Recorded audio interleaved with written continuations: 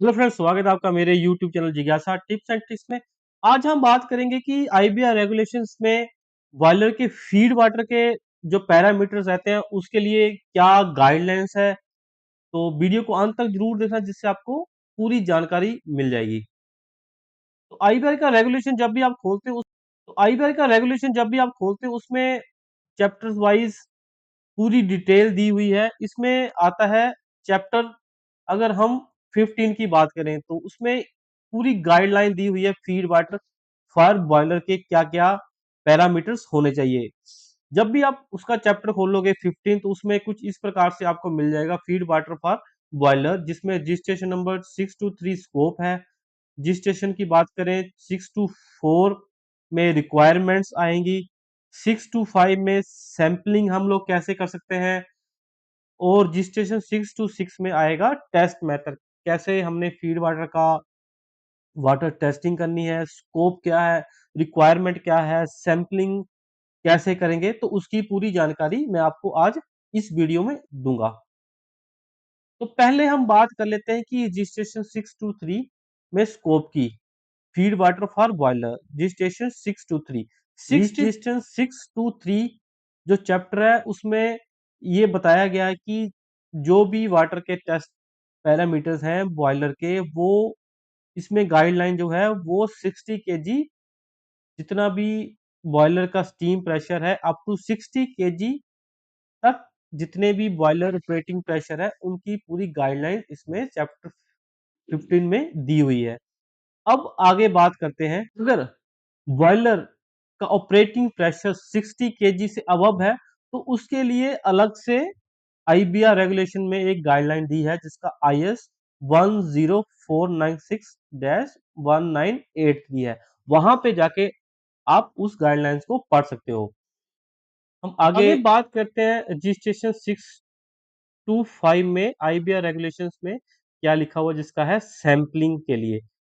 उसमें कुछ गाइडलाइन दी हुई कि आपको जो बॉयलर का फीड वाटर है या ब्लो डाउन वाटर है वो कैसे टेस्ट करना है, वो उसके लिए थोड़ी सी आईबीआर ने रेगुलेशन में डिटेल दी हुई है।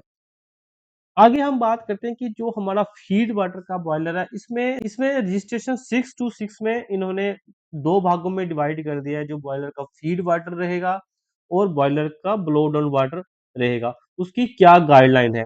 तो जो बॉयलर का फीड वाटर रहेगा इसमें उन्होंने एक दो तीन तीन भागों में इसको डिवाइड किया हुआ है। अगर आपका बॉयलर 2.0 MN ब्लीक मीटर क्यूब के अंडर है तो आपको ये वाले पैरामीटर यूज करने हैं। अगर आपका boiler 2.1 to 3.9 MN metre cube के अंडर है तो आपको ये वाला गाइडलाइन यूज करना है। MN मीटर क्यूब के बारे में आपको मैं थोड़ी देर में बताता हूँ कि इसका क्या फार्मूला है और MN मीटर क्यूब क्या होता है और इसको कैसे प्रेशर में हम कन्वर्ट कर सकते हैं। अगर वो अप टू 2.0 है तो MN metre cube KG CM square में कितना हुआ, कितना प्रेशर का वो बॉयलर की बात कर रहे हैं। तो मैं जस्ट, और तीसरे इन्होंने भाग में बताया 4.0 to 5.9 मीट MN मीटर क्यूब में कौन से बॉयलर आएंगे। तो पहले थोड़ा सा जान लेते हैं MN मीटर क्यूब क्या है, तो इसको कैसे कैलकुलेट करेंगे और कैसे इसको चेंज करेंगे केजी पर सीएम स्क्वायर में। तो इसका गूगल पे अगर आप सर्च करोगे NM to केजी तो आपको कुछ ऐसा चार्ट मिल जाएगा कन्वर्टर करके। तो आपने जस्ट जहां पे डालना है 2.0 और ये कन्वर्ट कर देगा आपको 20.39 केजी सीएम स्क्वायर। तो जो MN का मतलब है मेगा न्यूटन स्क्वायर मीटर।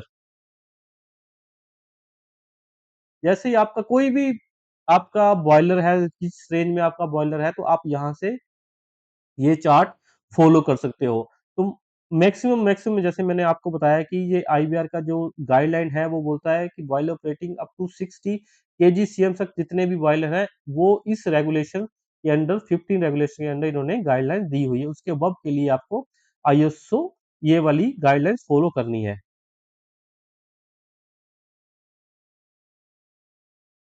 अब बात कर लेते हैं कि अगर आपका बॉयलर अप टू 2.0 के अंडर आ रहा है, मतलब 20 kg प्रेशर के अंडर आ रहा है, तो आपको कौन-कौन से पैरामीटर यूज़ करने हैं। तो उन्होंने फील्ड वाटर के लिए टोटल जो हार्डनेस है वो बताई हुई 10 से ज़्यादा आपकी हार्डनेस नहीं होनी चाहिए। पीएच की वैल्यू उन्होंने आपको शो किया 8.5 से 9.5 फीड वाटर की। ये फ्रेंड्स ये फीड वाटर जो बॉयलर रहता है, जो बॉयलर फीड वाटर से वो जो बॉयलर के लिए पानी जाता है उसकी बात हो रही है। तो जो टोटल हार्डनेस है वो 10 रहेगी, पीएच की वैल्यू 8.5 टू 9.0 रहेगी। डिसॉल्व ऑक्सीजन जो आपको मेंटेन करनी है 0.1 परसेंटेज की होनी चाहिए। सिलिका के लिए इन्होंने कोई गाइडलाइन नहीं दी है, तो आप सिलिका की कोई टेंशन ना रहे। ये है 20 केजी बॉयलर के प्रेशर के लिए। अगर आपका बॉयलर 2.1 टू 3.9 के अंडर आ रहा है, मतलब कि आपका बॉयलर का अगर प्रेशर 39.7 मतलब 40 केजी एक है, 2.1 मतलब 20 से लेके 40 केजी, 20 केजी से लेके 40 केजी के बीच में अगर आपका बॉयलर है, तो आपको जो टोटल हार्डनेस है वो मेंटेन करनी है 1.0 और पीएच की वैल्यू में कोई चेंज नहीं है 8.5 टू 9.5 और जो डिसॉल्व ऑक्सीजन की जो वैल्यू है 0.02 है और सिल्का आपको यहाँ पे मेंटेन करना है, उसकी जो वैल्यू है 5 है। अगर आपका बॉयलर 4.0 टू 5.9 के अंडर आ रहा है, मतलब अगर आपका बॉयलर 40 केजी से लेकर 60 केजी के अंडर है, तो आपको ये वाले पैरामीटर यूज करने, जिसमें टोटल हार्डनेस आपको रखनी है 0.5, पीएच की वैल्यू में कोई चेंजिंग नहीं है, डिसॉल्व ऑक्सीजन की वैल्यू चेंज कर दी है 0.01 आ गया, सिलिका की वैल्यू 0.5 है। तो फ्रेंड्स आप अपने हिसाब से जो भी आपका बॉयलर का ऑपरेटिंग प्रेशर है उस हिसाब से आपको फीड वाटर के पैरामीटर मेंटेन करने हैं। उसके बाद आगे बात करते हैं कि जो ब्लो डाउन वाला वाटर है उसके लिए गाइडलाइन क्या दी हुई है आईबीआर रेगुलेशन में रजिस्ट्रेशन नंबर 626 में। टोटल हार्डनेस में इसने कोई डिटेक्टेबल नहीं बोला है।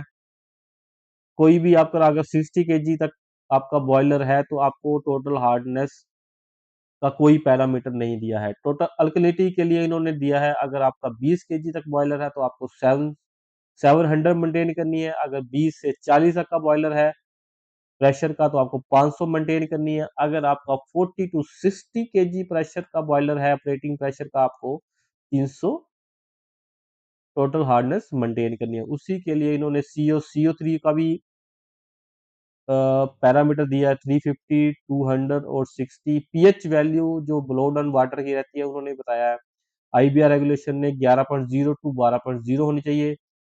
ये 40 केजी ऑपरेटिंग प्रेशर के लिए सेम है। अगर 40 टू 60 है तो थोड़ा सा चेंज हो जाता है, 10.5 टू 11.0 आपकी पीएच की वैल्यू होनी चाहिए। इसीलिए इन्होंने NO2 और SO3 गाइडलाइन भी दी है आईबीआर में 30 टू 50, 20 टू 30। तो फ्रेंड्स ये जो पूरा चार्ट है आप इसकी कॉपी भी कर सकते हो। ये पूरे गाइडलाइन जो है आईबीआर रेगुलेशन में 626 चैप्टर 15 में पूरी गाइडलाइन दी हुई है।